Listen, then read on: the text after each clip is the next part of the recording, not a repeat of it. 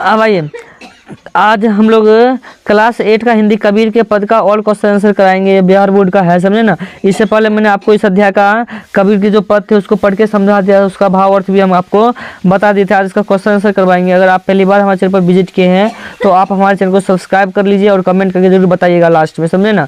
आइए इसका question answer करते हैं। चैप्टर 11 आ चुका है, समझे ना। हिंदी है, कबीर का पद है, आंसर सोल्यूशन मिल जाएगा। अगर आप इन सब का PDF पाना चाहते हैं तो आप हमारे मोबाइल नंबर 95 76 39 14 15 वाले नंबर पर मैसेज कर सकते हैं, या डिस्क्रिप्शन में आपको व्हाट्सएप का लिंक मिल जाएगा, आप वहां से भी जुड़ सकते हैं। आइए इसका क्वेश्चन आंसर देखते हैं। आइए इसका क्या देखेंगे, क्वेश्चन आंसर देखेंगे। पहला कहता है निम्नलिखित रिश्तेदारों को पूर्ति कीजिए, मतलब सॉरी निम्नलिखित रिक्त स्थानों को पूर्ति कीजिए। यहाँ पे रिक्त होगा, क्या होगा, रिक्त, मिस्टेक हो गया, समझे ना। जैसे कहता है कि मेरा तेरा मन हुआ, कैसे एक होई रे, डॉट डॉट है। मैं कहता हूँ सुरझावन रखिए, तू आता है उर्जायो रे। मैं कहता हूँ तू जागत रहिए, तू जाता है सोई रे। तो आप देखिए इसका पंक्ति आप लिख दीजिएगा, इसका पंक्ति आप लिख दीजिएगा कि मेरा तेरा मन हुआ कैसे एक होई रे। मैं कहता हूँ आँखी देखी, तू कहता कागज की लेखी।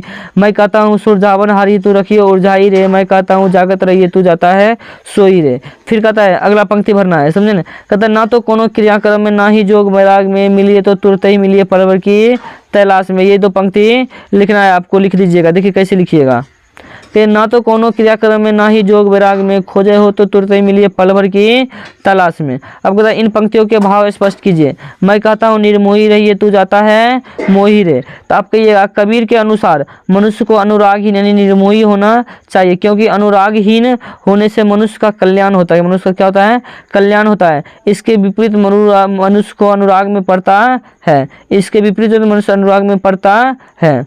अब देखिए अगला कहता है मोह को कहाँ ढूंढे बंदे, मैं तो तेरे पास में। मोह को कहाँ ढूंढे बंदे, मैं तो तेरे पास में। कहेगा मानव ईश्वर को अत्र तत्र मंदिर मस्जिद में ढूंढते फिरते हैं, परंतु ईश्वर तो मनुष्य के पास ही हृदय में निवास करते हैं। कहाँ निवास करते हैं, हृदय में निवास करते हैं। कहता है मोह को शब्द किसके लिए प्रयोग किया गया, तो पठित पाठ के अनुसार मोह को शब्द ईश्वर या अल्लाह के लिए प्रयुक्त किया गया है, समझे ना।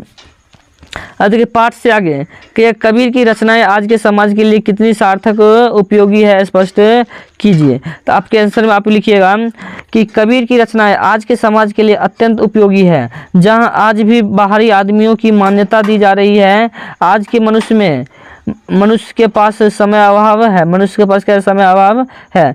अत्यंत भाग दौड़ के बाद मनुष्य अपने कर्तव्य को पूरा कर पाता है, मतलब अत्यंत भाग दौड़ के बाद मनुष्य क्या करता है, अपने कर्तव्य को पूरा कर पाता है, समझे। समय का क्या है, अभाव है। ऐसे काल में यदि वह किसी तीर्थ यात्रा आदि काल में नष्ट कर रहा है तो वो भूला हुआ है, क्योंकि ईश्वर तो हर एक प्राणियों की क्या है, हृदय में वास करता है। अगर आप तीर्थ यात्रा घूमते हैं उससे कुछ नहीं होता है, आपके हृदय में भगवान ईश्वर निवास करते हैं।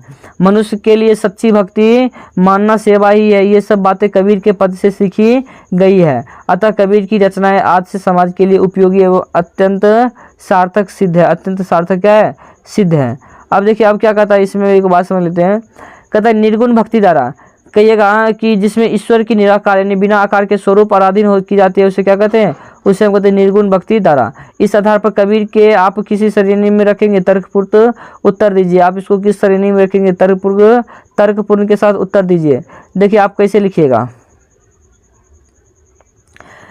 कहिएगा कि कबीर निर्गुण भक्ति धारा के भक्त कवि थे, क्योंकि उन्होंने ईश्वर को मानव में ही रहने वाला बताया, मतलब ईश्वर को मानव में ही रहने वाला बताया है। और आगे देखिए, और आगे क्या कहता है, और आगे कहता है कि उनके अनुसार मंदिर मस्जिद या कैलाश के आदि तीर्थ स्थानों पर साकार रूप से स्थित देवताओं की मूर्ति में ईश्वर नहीं रहते। ईश्वर साक्षात आपके आत्मा में रहते हैं, आपके शरीर में रहते हैं, आपके अंदर निवास करते हैं।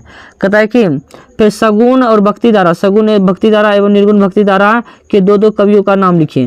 देखिए सगुण भक्ति धारा के कवि जो होंगे वो तुलसीदास और सूरदास हो जाएंगे। कौन हो जाएंगे, तुलसीदास और सूरदास। और निर्गुण भक्ति धारा के जो कवि होंगे वो कबीरदास और रैदास हो जाएंगे। अब आइए 4 नंबर क्वेश्चन देखते हैं। 4 नंबर क्वेश्चन क्या कहता है,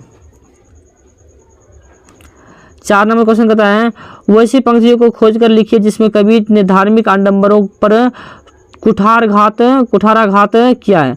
कहिएगा मोह को कहाँ ढूंढे बंदे, मैं तो तेरे पास में। ना मैं देवल ना मैं मस्जिद ना काबे कैलाश में। ना तो कोनो क्रियाक्रम में, ना ही जोग बैराग में, खोजी ही तो तुरते मिलिए पलवर की तलाश में, कहीं कभी सुनो भाई साधु तब हुई वैसा सांस में सांस मिली। आपका यह भी चैप्टर यहीं ख़त्म हो जाता है।